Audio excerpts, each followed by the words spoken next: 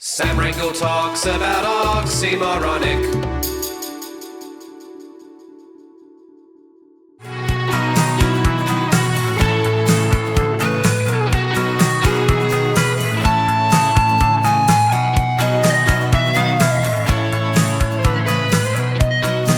Did you know? I was thinking about what inspires me. Literature, music, life, relationships, movies, light narcotics, hedonism, purpose. I guess I've had existentialism thrown my way as a songwriter, which is a literary thing. But because I did a degree in literature and international relations back in the olden days, I guess it influences my lyricism anyway, as much as being a teacher does. That's just being a human being. Music is obviously the biggest inspiration to me because it makes me feel like nothing else. I can cozy up to a nice book that I love reading in bed, but there's nothing like music. It works everywhere. There's always sound everywhere you go as well. I'm always listening for new sounds. And I think it will continue to fascinate me how these bunch of frequencies, when they're mushed together, make such a pleasurable experience.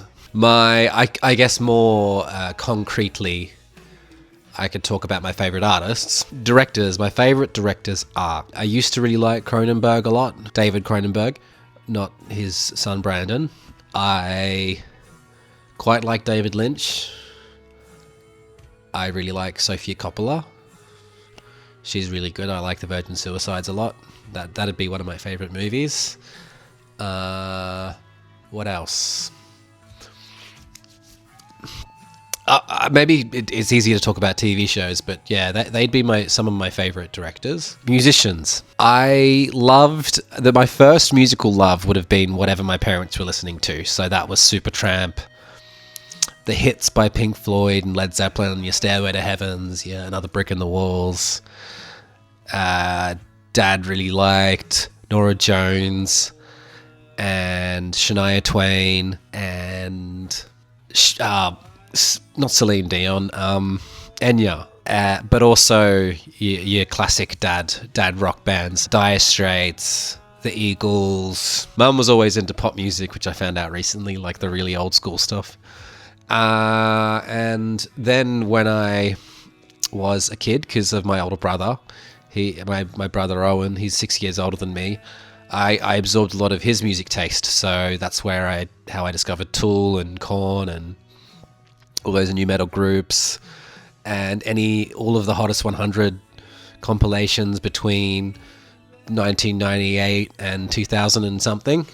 I remember on one of my birthdays, he got me Tool Lateralis, Korn Issues, and there was another. He also got me some Regurgitator albums. So I really appreciate that. He did a great job. And I remember my fondest memory, actually, of this time talking about inspiration is I used to love just downloading. I remember I downloaded 10 songs from Napster, and I sat there on the media player in Windows just being absolutely in awe of the visualizer that it had.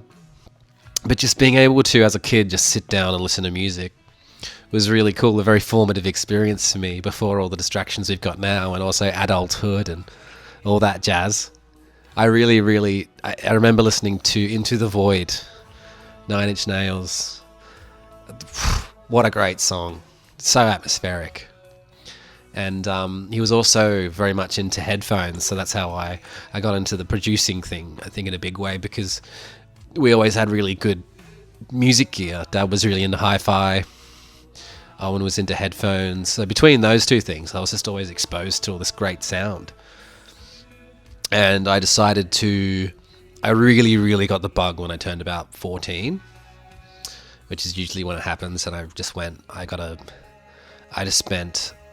became obsessed with music. And my first obsession among many would have been Joy Division and Oasis. The Smiths. I remember listening to the Smiths in year 10. That was a bit later. Who else? I love Led Zeppelin. I loved Led Zeppelin in high school. I had all their albums. I bought all of their albums on CD with one of my paychecks.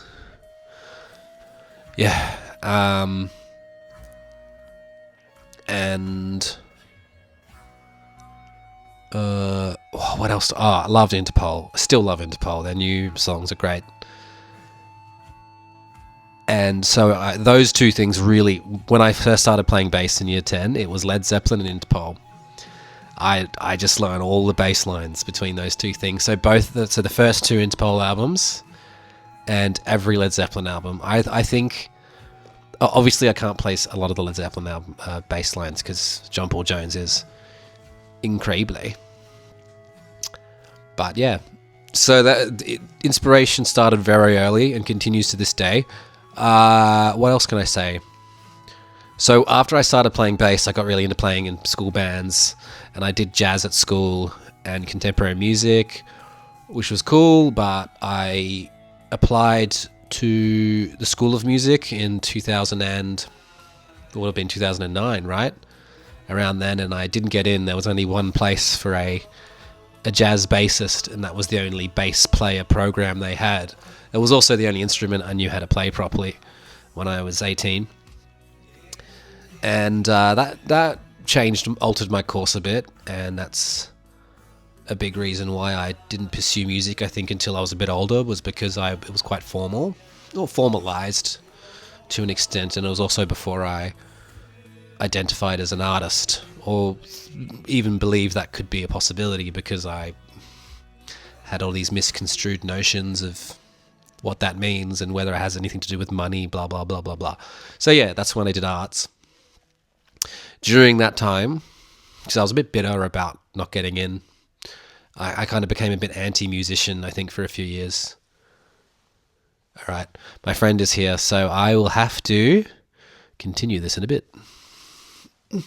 What's denial then? We all put on a front to get by with our days. So that's what the song's about. And then the second verse is, now you know, yeah, this is all a front. I think it's vital to preserve that, once again, especially because I'm really self-centered as an artist. You got to preserve that, otherwise things get really hard. Why does it get hard?